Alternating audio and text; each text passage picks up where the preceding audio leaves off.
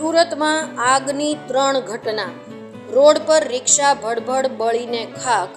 ડીજીવીસીએલનું transformer સળગી ઉઠ્યું અને કાપડની દુકાનમાં આગ લાગતા લાખોનું નુકસાન.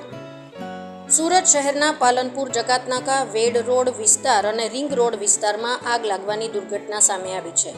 રાત્રે પાલનપુર જકાતનાકામાં વિવેકાનંદ ટાઉનશીપ સોસાયટીના ગેટ પાસે આવેલા ડીજીવીસીએલના ટ્રાન્સફોર્મરમાં આગ લાગી જતા અફરાતફરીનો માહોલ સર્જાયો હતો.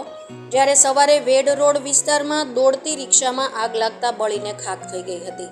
જે બાદ 11 વાગ્યાની આસપાસ રિંગ રોડ વિસ્તારમાં સાંઈરામ માર્કેટના 3જા માળે આવેલી કાપડની દુકાનમાં આગ લાગતા લાખો રૂપિયાનું નુકસાન થયું છે. ઘટનાની જાણ ફાયર વિભાગને કરવામાં આવતા તાત્કાલિક ફાયર વિભાગે પહોંચીને આગ પર કાબૂ મેળવ્યો હતો.